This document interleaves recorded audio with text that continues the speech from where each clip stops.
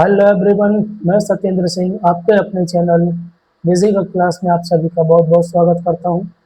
आज आप सभी के लिए बहुत ही महत्वपूर्ण टॉपिक लेकर आया हूं और मैं आशा करता हूं कि आप लोगों को ये टॉपिक पसंद आया होगा और आपको ऐसे ही किसी क्लास की नीड होगी जो आपको अभी तक नहीं मिला होगा, मिली होगी क्लास पूरे यूट्यूब पर।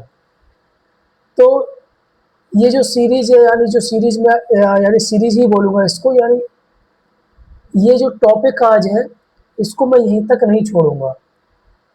ठीक, जितना भी हमारा इतिहास है उसमें जितने भी प्रशासनिक विभाग हैं, जितने भी विभाग हैं, ठीक है ना, सभी विभागों को हम देखेंगे कि कौन से शासन काल में किस विभाग का क्या काम था और क्या उससे कौन से विभाग थे और उसका संस्थापक कौन था।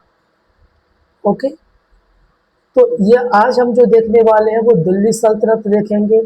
उसके बाद हम प्राचीन भारत के इतिहास में भी जाएंगे, ठीक है ना।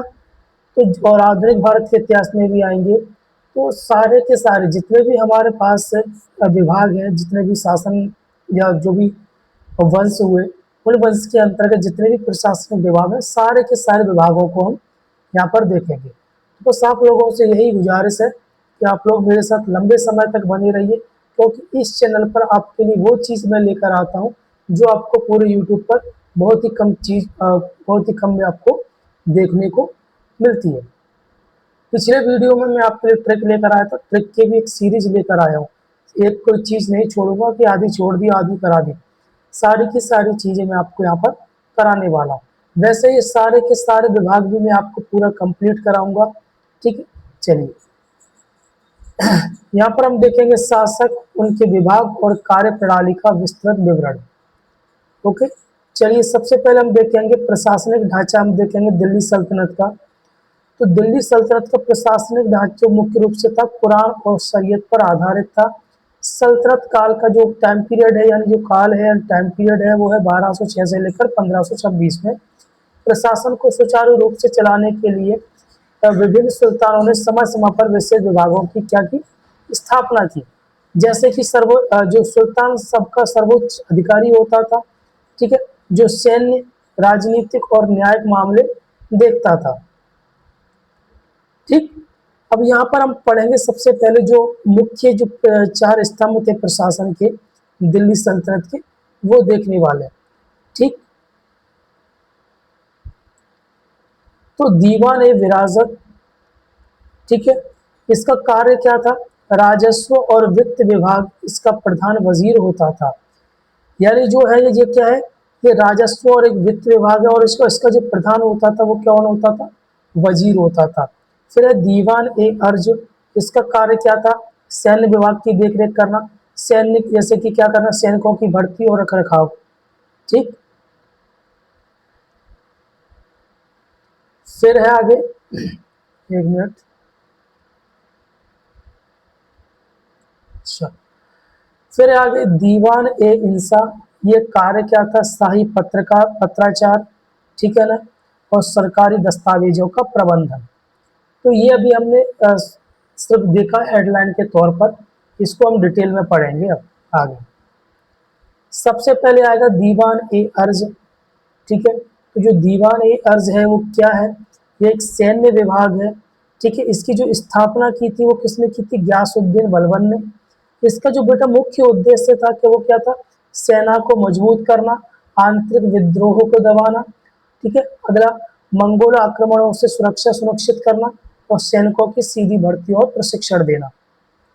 ठीक है, बलबन ने इसे दीवान विरासत से अलग कर एक स्वतंत्र विभाग बनाया था। तो ये चीजें नहीं आपको समझना है, आपको जितना मैंने यहाँ पर इतना कराया ये आपको अच्छे से समझना है, ठीक है ना। चलिए, ये हमारा हो गया दीवान अर्ज, ये था सैन्य विभाग।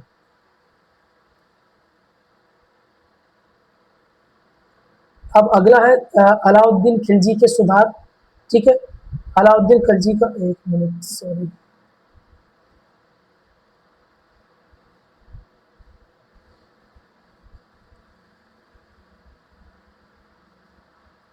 ठीक, ये क्या? दीवान ए मुश्त खराज, तो इसका कार्य क्या था?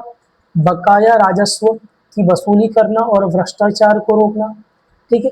और अगला था दीवान ए रियासत, इसका कार्य था बाजार नियंत्रण यानी मार्केट को कंट्रोल करना, ठीक है, वस्तुओं की कीमतें निर्धारित करना और व्यापारियों पर नजर रखना। तो कोई भी चीज आपसे नहीं छूटेगी, सारी की सारी चीजें जो दिल्ली सल्तनत के जितने विभाग थे सभी कंप्लीट आपके हो जाएंगे। ठीक है, अगला है दीवान ए कोही। क्या है? दीवान ए कोही, ये कृषि विभाग है।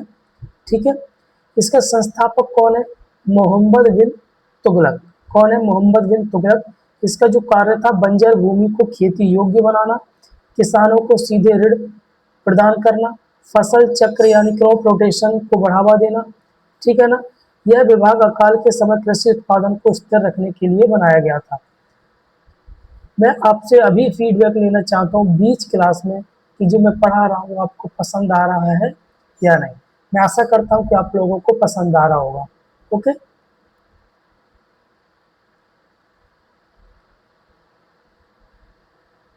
अब अगले हैं फिरोज शाह तुगलक के। इसकी जो विभाग है वो जन कल्याण से संबंधित, जैसे दीवान ए खैरात, दीवान ए बंदगान, दीवान ए इस्तिहाक। तो सबसे पहले हम देखेंगे दीवान ए खैरात। यहाँ पे खैरात शब्द को आप समझिए, खैरात का मतलब किसी को फ्री में देना। तो अनाथों, विधवाओं, गरीबों, मुसलमान लड़कियों की शादी के लिए वित्तीय सहायता प्रदान करना। दीवान बंदगान का मतलब क्या है? दासों की देखभाल के लिए अलग विभाग। ठीक, और उनके लिए लगभग 1,80,000 दास थे। तो ये जन कल्याण के लिए विभाग बनाए गए थे फिरोज शाह तुगलक के द्वारा। फिर अगला दीवान ए इस्तेहाक, वृद्धों और जरूरतमंदों को पेंशन देने वाला विभाग। क्लियर हो गया इतना? चलिए आगे बढ़े।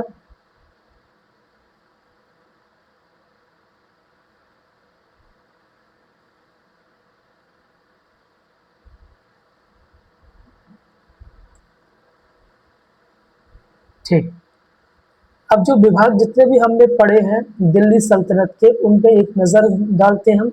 जैसे दीवान विरासत सामान्य प्रशासन के लिए, जैसे कि वित्त और राजस्व प्रबंधन इसका मुख्य कारक था। ठीक है ना, दीवान अर्ज किसने किया था? बलबन ने। सैन्य भर्ती और संगठन, दीवान मुस्तखराज अलाउद्दीन खिलजी, बकाया राजस्व की वसूली। दीवान रियासत अलाउद्दीन खिलजी, बाजार और व्यापार नियंत्रण। ठीक, दीवान कोही मोहम्मद बिन तुगलक, कृषि विकास और सुधार। दीवान खैरत फिरोज शाह तुगलक, ये दान और सामाजिक कल्याण के लिए। ठीक, तो मैंने आपको डिटेल में भी पढ़ाया और शॉर्ट में भी एक नज़र में पढ़ा दिया। अब इसकी जो प्रशासनिक इकाइयाँ होती थी वो क्या होती थी? जो इत्ता, इत्ता क्या होता था? प्रांत। ठीक, इसको जूम करता हूँ। इत्ता क्या होता था? प्रांत। इसका जो मुखिया होता था या मुफ्ती कहलाता था या क्या कहलाता था? वली। फिर होता था सिख। सिख यानी क्या होता था? जिला। इसका जो मुखिया होता था वो क्या होता है? सिकदार, जैसे कि अभी कलेक्टर होता है। ठीक, इसको और जूम करता हूँ।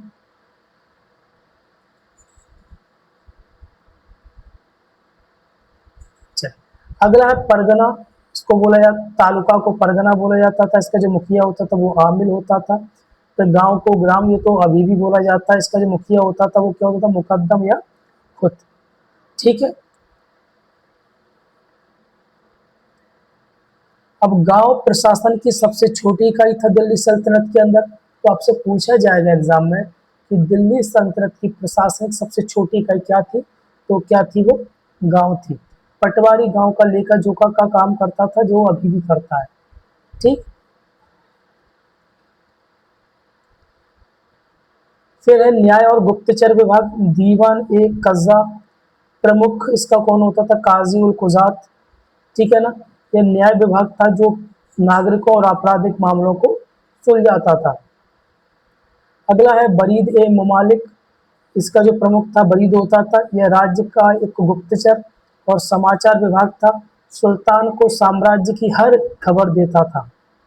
ठीक, अब प्रशासनिक सुधारों के पर क्या प्रभाव पड़ा इसका वो समझ लीजिए। एक मिनट, इसको थोड़ा छोटा नहीं, चलो आगे किसका आ जाऊंगा, ठीक है ना।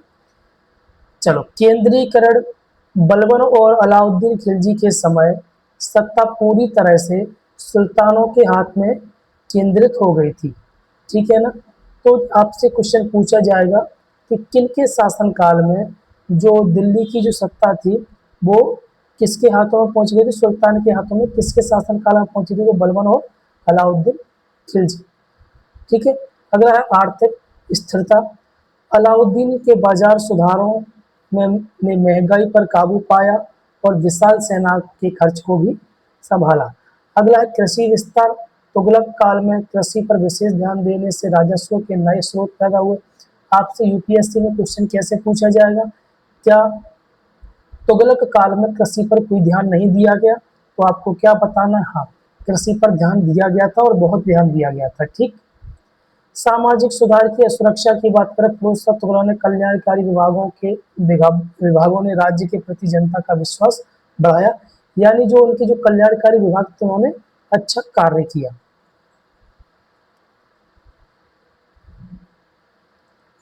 ओके। तो अगर आपके मन में अभी भी कोई प्रश्न रहा है तो आप प्लीज मुझे कमेंट करके बताइए। मैं उस प्रश्न को इस प्रश्न का या उस टॉपिक को यहाँ पर पढ़ाने का प्रयास करूंगा और आपको आसानी से वो चीज़ समझाऊंगा। ठीक है। तो अगर आपको कंटेंट सबसे अलग लगा हो, ठीक है, अगर अच्छा लगा हो और आपकी जो नीड थी उसके हिसाब से लगा हो तो प्लीज़ आप मुझे कमेंट कीजिए। ठीक है। कुछ भी कमेंट करो, जो आपका मन करे वो कर सकते हैं। ठीक है। जय हिंद, जय भारत।